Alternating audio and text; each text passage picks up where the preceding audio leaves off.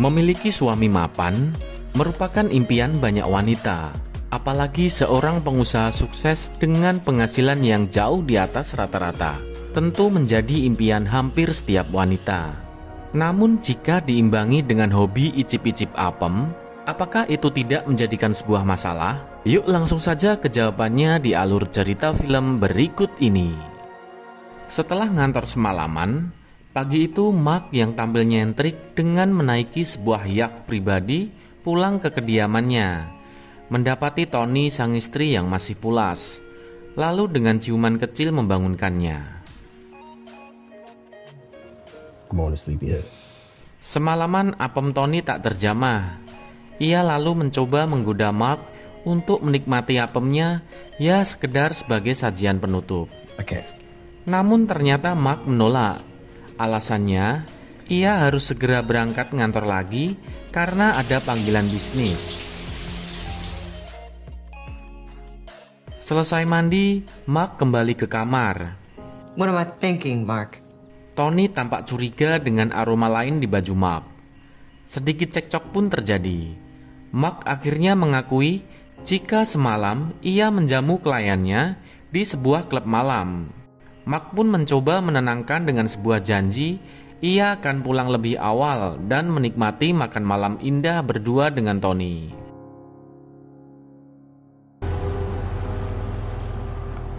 Tak berselang lama, Nicole, sahabat Tony, datang bertamu ke rumah. Sesaat sebelum masuk rumah, ia sedikit melirik ke arah August, lelaki berotot yang merupakan tukang taman Tony. Di dalam rumah, Tony curhat tentang kelakuan Mark yang akhir-akhir ini sering telat pulang dengan alasan bisnis. Sebagai sahabat, tentu saja Nicole menenangkan Tony. Mark, Carmen's here. I'm able to make it as well. Di kantor, Mark kedatangan seorang jurnalis seksi bernama Carmen untuk sebuah acara wawancara tentang rencana pesta hari jadi Holden Gaming, perusahaan Mark yang di bidang produksi game yang saat ini sedang naik daun. Mark lalu meminta Victor, sahabat sekaligus partnernya, untuk meng-cancel semua acara kantor pada hari itu. Wawancara pun dimulai sambil makan malam di sebuah restoran. Sementara itu, Tony mencoba menghubungi, tapi tak ada jawaban. Bakalan batal lagi janji Mark untuk sebuah makan malam indah. Karena ternyata Mark sudah mendapatkan sebuah apem baru untuk sajian penutup malam itu. Tony yang kecewa tak menghiraukan Mark yang sedang mengetuk pintu. Mark pun terpaksa tidur di ruang kerja. Saat Mark terlelap, Tony mulai memeriksa laptop Mark. Isinya membuat Tony tercengang. Ia menemukan beberapa koleksi foto sajian fried chicken. Pantas saja apemnya akhir-akhir ini jadi tak tersentuh. Paginya Tony langsung melabrak suaminya.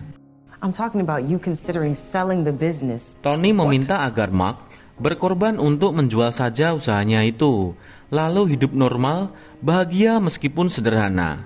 Karena Tony sendiri sudah berkorban mengakhiri karirnya di dunia modeling untuk jadi ibu rumah tangga. Tony merasa sejak usaha Mark maju pesat, membuat Mark jadi jarang di rumah, apalagi melihat apemnya, yang membuat mereka tak kunjung punya momongan.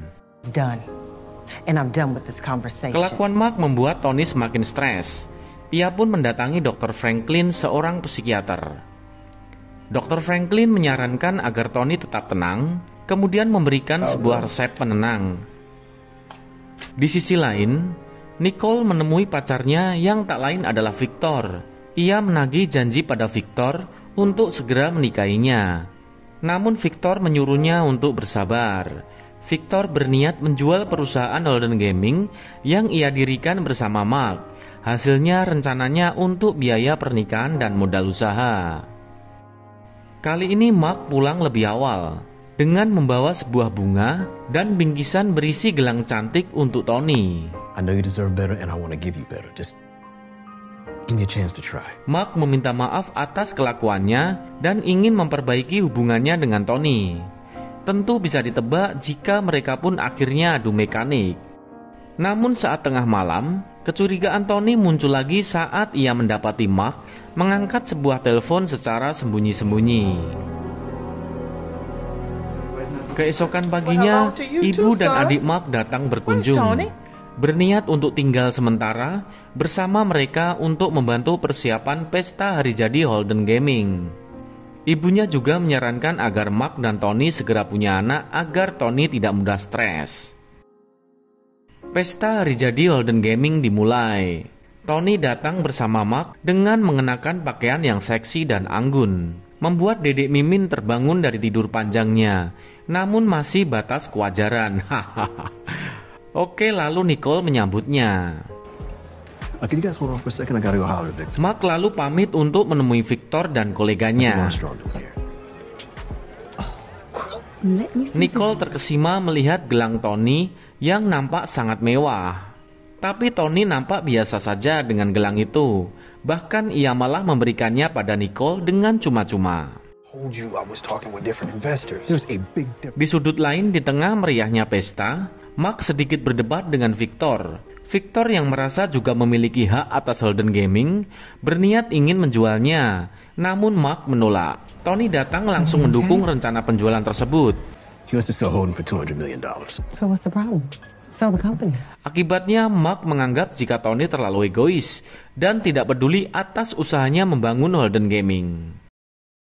Tony semakin panas saat melihat Mark ngobrol dengan Carmen. Dengan nada penuh kecemburuan, Tony mengatakan jika Carmen tak seharusnya datang di pesta ini karena tak ada kaitannya dengan pesta.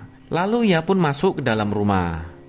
Sesaat kemudian Mark menyusulnya karena merasa Tony mempermalukannya di pesta. Saling tuduh dan tak ada titik temu. Akhirnya Mark pun melemparkan perkataan jika ia akan menceraikan Tony. You're done. I don't need you anymore.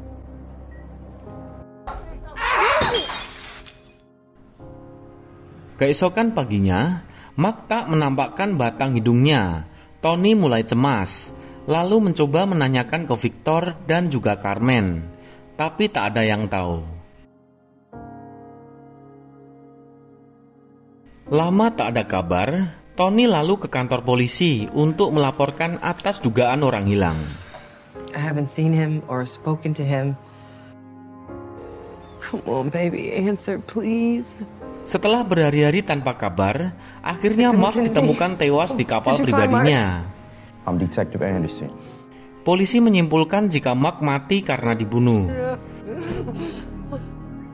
Penyelidikan pun dimulai dengan menginterogasi orang-orang yang terdekat Mark. Hari-hari Tony melewati dengan alkohol, membuat tingkat depresi Tony semakin tinggi dan mudah emosi. Beberapa hari kemudian, Victor bersama notaris ke rumah Tony berniat untuk membicarakan penjualan Holden Gaming. Namun di luar dugaan, Tony yang dari awal punya ide untuk menjualnya, kini berbalik tak ingin menjualnya dengan alasan untuk mengenang suaminya. Sementara adik Mark menganggap jika Tony lah penyebab tewasnya sang kakak dan berniat ingin menguasai perusahaan. Victor lalu mencari jalan lain dengan merayu Nicole untuk membantunya membujuk Tony menandatangani penjualan perusahaan. Setelah semuanya oke, untuk meningkatkan imun tubuh, mereka pun lalu beradu mekanik. Sesuai rencana, Nicole ke rumah Tony, namun Tony masih pada pendiriannya. London yang baru datang langsung melontarkan tuduhannya lagi ke Tony, membuat Tony lepas kendali, mengayunkan sebuah pisau mengenai tangan London. Khawatir Tony akan bertindak lebih jauh, Nicole lalu menghubungi 911 dan Tony pun diamankan. Sementara waktu, Tony ditempatkan di rumah sakit jiwa karena dinilai depresi dan bisa membahayakan karena tak terkendali.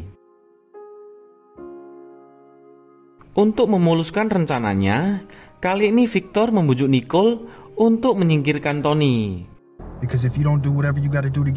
Nicole tak bisa menolak karena Victor ternyata mengetahui skandalnya dengan almarhum Mark dan mengancam akan membeberkannya ke Tony. Penyelidikan polisi berlanjut ke Tony. Karena tak ada alibi yang kuat, dugaan polisi sementara jatuh ke Tony sebagai pelakunya. I know what you're thinking, but I didn't kill him. Mrs. Carter, right now you're our number one suspect.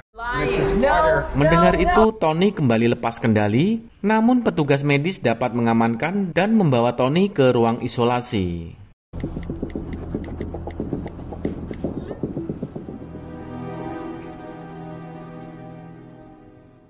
Beberapa hari kemudian, setelah Tony stabil, polisi kembali menginterogasinya. Kali ini dengan membawa bukti-bukti yang ditemukan di TKP, termasuk sebuah gelang milik Tony. Melihat itu, Tony menjadi yakin siapa pelakunya. Let me prove it, please. Lalu meminta polisi agar kali ini mau mengikuti rencananya mengungkap siapa pelakunya. If you just let me call Nicole, I can prove it. Nicole, I'm freaking out. Rencana dimulai. Tony meminta Nicole datang dengan alasan berita penting yang menyangkut Victor.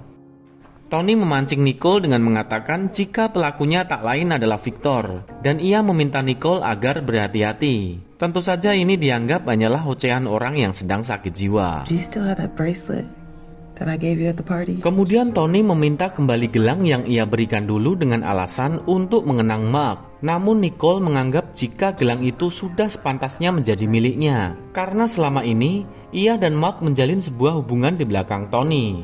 Melihat Tony mulai menampakkan emosinya, Nicole berniat ingin merusak jiwanya dengan mengatakan yang sebenarnya. Jika malam itu, Nicole bertemu dengan Mark di kapalnya. Ia meminta Mark agar segera menceraikan Tony lalu pergi bersamanya. Namun Mark menolak. Pertengkaran pun terjadi, hingga Nicole lepas kendali lalu memukulkan pemadam api ke kepala Mark hingga terjatuh.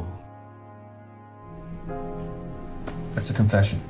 Sontak Tony langsung menyerang Nicole karena berarti Nicole telah mengakui dialah pelakunya. Polisi yang memantaunya langsung datang. Namun tanpa diduga, Tony malah membisikkan Thank you for killing my husband. terima kasih karena telah membantunya untuk menghabisi Mark. Polisi lalu menangkap Nicole sebagai pelaku pembunuhan Mark. How'd you know? The bracelet. Ternyata semua kejadian itu adalah skenario matang dari Tony dan kekasihnya si Dr. Franklin untuk menyingkirkan Mark dan menguasai semua hartanya. Dan Nicole hanya dijadikan sebuah pion hitam bagi Mark. Nicole dipilih sebagai pion hitam setelah Tony mengetahui bahwa tanda tubuh di foto seksi di laptop Mark adalah dirinya. August si tukang taman ternyata juga mengambil peran dalam skenario Tony. Ia yang memuluskan rencana Tony dengan mengeksekusi Mark setelah pingsan karena pukulan Nicole. Film diakhiri dengan ibu Mark dan adiknya diusir dari rumah karena ternyata diam-diam Tony sudah menjualnya. Dan Tony berlibur merayakan kemenangan dengan Franklin kekasihnya. Sebuah film yang memberikan kita sebuah pelajaran berharga bagaimana kita harus waspada terhadap apa yang namanya betina. Terima kasih sudah menyaksikan Movie One. Pastikan untuk klik like, subscribe, dan loncengnya ya kawan. Akhir kata, see you next movie.